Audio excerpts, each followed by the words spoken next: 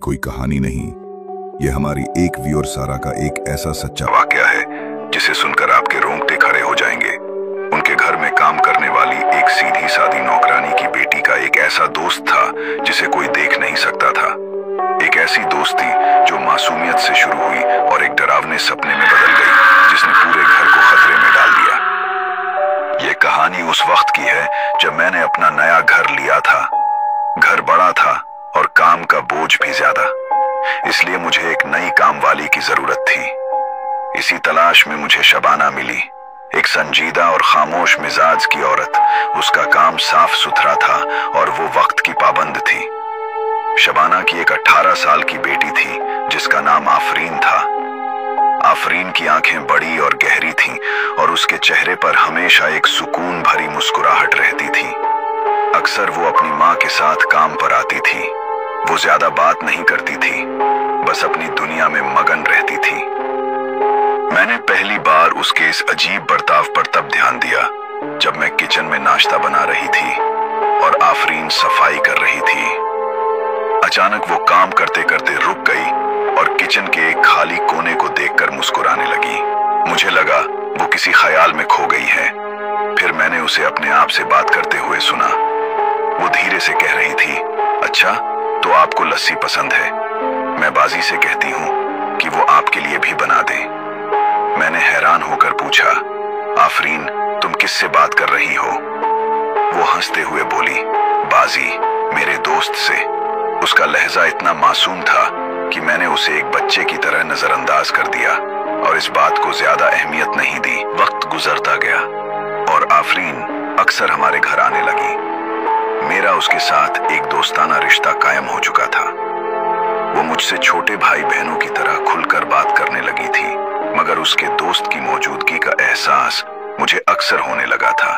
एक दिन मैंने अपने ड्राइंग रूम की अलमारी में एक बहुत ही कीमती फाइल रखी और फिर भूल गई। मैं घंटों उस फाइल को तलाश करती रही। मेरा सर दर्द से फटा जा रहा था। उस दिन आफरीन काम पर नहीं आई थी। मैंने परेशानी में शबाना को फोन किया और उसका हाल चाल पूछा। जब मैंने उसे फाइल के बारे में बताया तो वो खामोश हो गई और कुछ देर बाद बोली, बेगम साहिबा, मैं आफरीन से पूछकर बताती हूँ। कुछ देर बाद शबाना का दोबारा फोन आया। वो बोली, बाजी, आफरीन ने बताया है कि वो फाइल आपने अलमारी के तीसरे खाने में रखी थी और उसके पीछे एक पुरानी डायरी पड़ी है, इसलिए वो नजर नहीं आ रही है। मैंने तेजी से जाकर देखा तो वाकई में ऐसा ही था। मेरी हैरत की इंतहा न रही। मैंने फौरन आफरीन को फोन करके शुक्रिया अदा किया और उससे पूछा, बेटा तुम्हें ये कैसे मालूम हुआ? वो मासूम लहजे में बोली, बाजी, मेरे दोस्त ने मुझे बताया था। उसने बताया कि आप बहुत परेशान हैं। इस वाकये के बाद मेरे अंदर खौफ और तजस्सुस दोनों पैदा हो गए।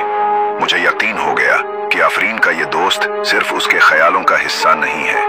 मैंने एक दिन हिम्मत करके आफरीन से पूछा, आफरीन तुम्हारे दोस्त का क्या नाम है और वो कैसा है? आफरीन ने शर्माते हुए बताया, उसका नाम नूर है। वो बहुत अच्छा है और हमेशा मेरा ख्याल रखता है। उसने मुझे बताया कि नूर बचपन से उसके साथ है और वो हमेशा उसकी हिफाजत करता है। वो चीजें ढूंढने में मदद देता है, लोगों के आने से पहले बता देता है और कभी कभी तो छोटी मोटी बीमारियों से भी बचा लेता है। फिर एक दिन मेरे छोटे बेटे के साथ एक खौफनाक हादसा होने से बच गया। वो घर के स्टोर रूम में खेल रहा था जहां पुरानी चीजें पड़ी थी। मैं किचन में काम में मसरूफ थी।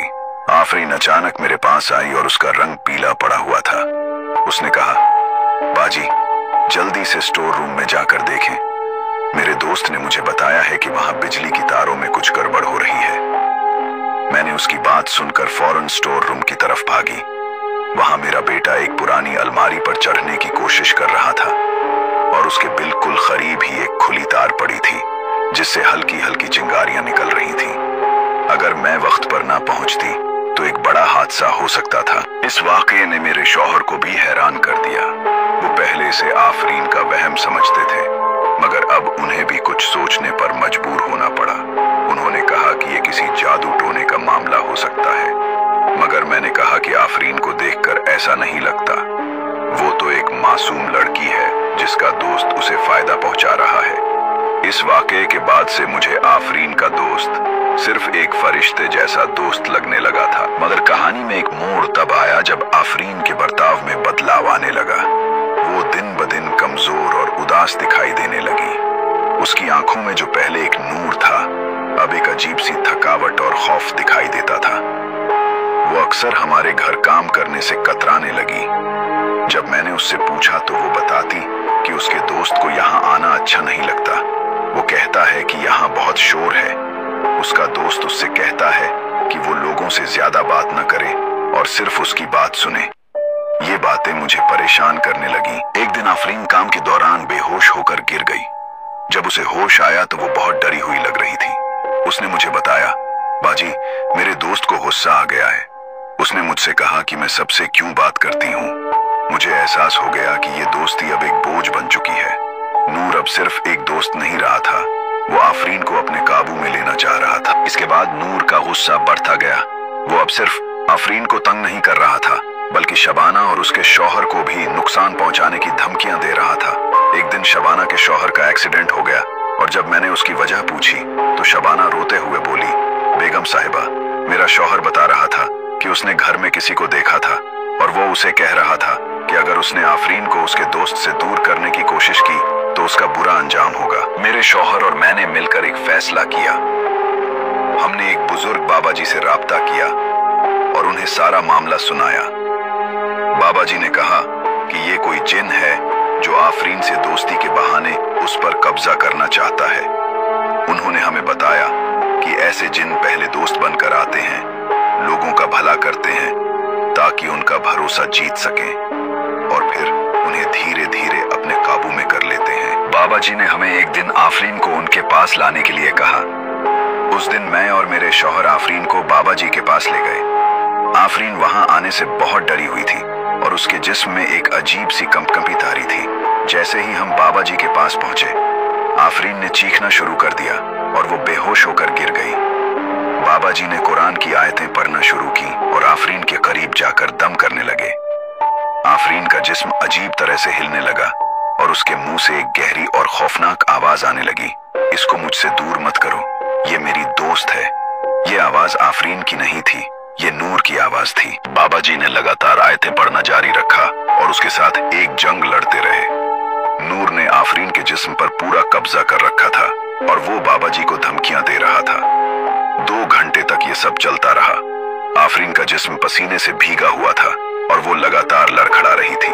आखिरकार बाबा जी ने एक अमल किया जिससे नूर आफरीन के जिस्म को छोड़कर चला गया। आफरीन बेहोश होकर जमीन पर गिर गई। बाबा जी ने उसे दम किया और पानी पिलाया। जब उसे होश आया तो उसे याद नहीं था कि क्या हुआ था। उसने बताया कि वो बेहोश होने से पहले अपने कमरे में खड़ी थी।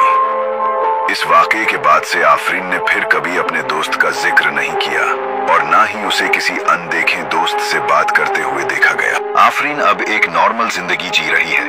उसने वो दोस्त खो दिया जो उसकी हिफाजत करता था, मगर उसने अपनी आजादी हासिल कर ली। शबाना और आफरीन अब भी हमारे घर काम करती हैं। आफरीन की आंखों में अब वो खौफ नहीं है, बल्कि एक नई चमक और जिंदगी की रोशनी है। ये थी सारा की कहानी। अगर आप या आपके किसी जानने वाले के साथ ऐसा कोई वाकया पेश आया है तो हमें कमेंट्स में जरूर बताएं। शायद आपकी कहानी अगली वीडियो में शामिल हो जाए। अगर आपको कहानी अच्छी लगी तो इस वीडियो को लाइक और शेयर जरूर करें और हमारे चैनल को सब्सक्राइब करना ना भूलें।